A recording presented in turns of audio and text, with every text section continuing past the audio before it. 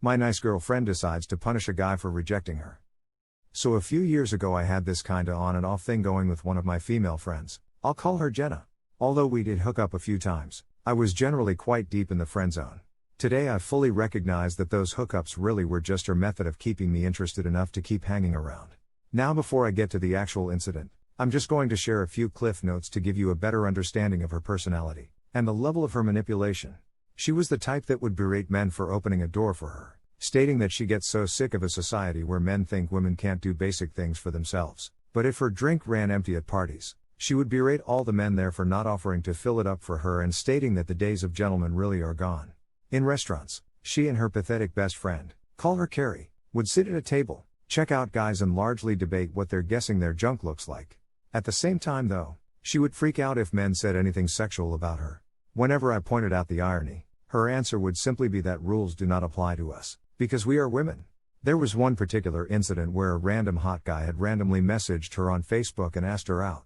She kept asking me if I think she should accept. I kept saying she definitely should not, to which she stated that I have no right to tell her what to do and went on the date. That night, she disappeared off the radar and was completely unreachable for almost 14 hours. The next morning she finally messaged me. We had made plans to go dog walking. I had already made the decision to not ask her any questions about her not bringing it up. It pissed her off greatly, so eventually she just volunteered the information to me anyway, which in her version ended with him getting super drunk, and her not wanting him to drive home, letting him pass out on her couch, but nothing happened.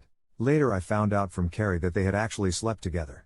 Although that too was none of my business, I did eventually ask her why. After I had intentionally decided not to ask her, she decided to tell me anyway and then felt the need to lie to me. She answered that she had wanted to punish me for not doing more effort to make sure she was okay that night. Anyway, onto the actual story. Every now and then, Jenna would start frequenting church in an attempt to meet guys, and usually, this was quite successful because half the guys were there for the same reason. Enter a new character. I actually have no recollection what his real name was, but for the sake of this story, I'll be calling him Dave.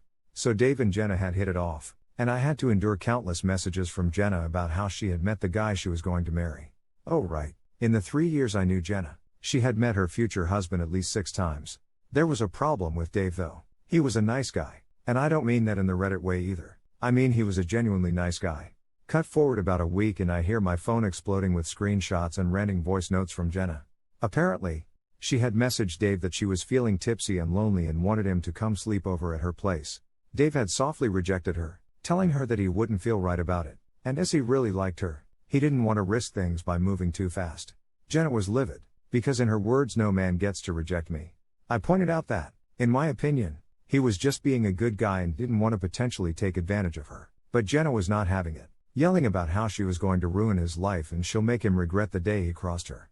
None of this dialogue is verbatim as a lot of it was in text form, and all the conversations took place in my native language. Eventually, I got sick of listening to her rant about what she planned to do to this guy, and I stopped reading her messages. Cut to the next morning and I get a phone call from Carrie, asking me if I knew that Dave had raped Jenna the night before. I felt sick to my stomach. I messaged Jenna, asking her what the hell was going on. She replied, saying, "I told you, no guy rejects me, so now he has to suffer the consequences." I had no idea what to do. She hadn't opened a police case against Dave, because, was apparently now telling people he had raped her. I immediately messaged Carrie about what had really happened and begged her to help me put a stop to this. Carrie simply stated that she really doesn't want to get caught in the middle of all this. Yeah, that was her personality or lack thereof in a nutshell. Without her help, my hands were tied. I didn't know Jenna's other friends. Hell, I didn't even know Dave's last name to try and contact him. Honestly, I don't even know what happened after that or if she continued spreading the lie after she cooled down. I really didn't want any more to do with Jenna after this. As to me, the fact that she called rape in order to punish a guy for doing the right will always bring her to mind whenever I think of bad people. I feel sick after reading this. What happened to Jenna? Did karma ever catch up with her? Nopes. From what I heard, she actually has a pretty easy life now. Oh God, I dread to think. What happened? How did good things happen to such a bad person? What a peeping cunt. Jesus.